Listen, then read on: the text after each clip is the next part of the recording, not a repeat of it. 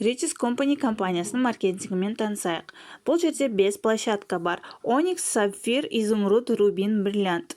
Бірінші Onyx. Onyx'те $25 тіркеліп, астыңызда 2 адам алып келесіз. Ол 2 адам өзінің астынан дәл солай 2 адамнан алып келеді.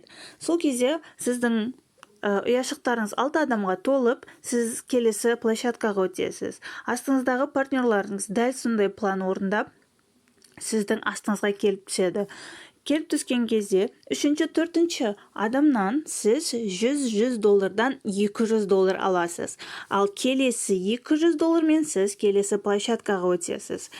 Енді қысқаша айтайын. Сафирде $200 кіріп, сіз $400 табасыз. Ал $1200 мен сіз келесі Изумруд площадкасына өтесіз.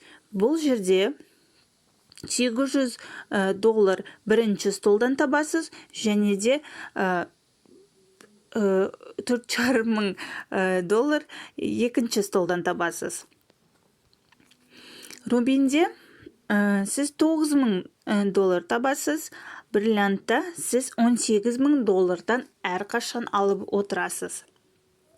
Осында қысқаша нұсқа маркетинг план, көріңіздер, танысыңыздар.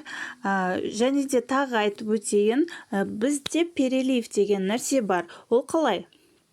Мысалға, сіз тіркелдіңіз, астыңызда 2 адам алып келдіңіз, және де тағы бір адам тіркегіңіз келіп тұр. Сіз не істейсіз? Сіз өзіңізге тіркеу арқылы, ол кісі перелив арқылы сіздің астыңыздағы партнеріңізға келіп түседі. Және ол адам бұл кісіге перелив деп аталады. Және де ол кісінің ұяшығын сіз жауып отыруыңызға болады. Сіздің үстіңізде тұрған спонсорларыңыз сізге дәл солай көмектесе алады. Бұл жерде сіздің спонсорыңыз сіздің үстінде тұрған спонсорларыңыздан барлығынан перелив келеді.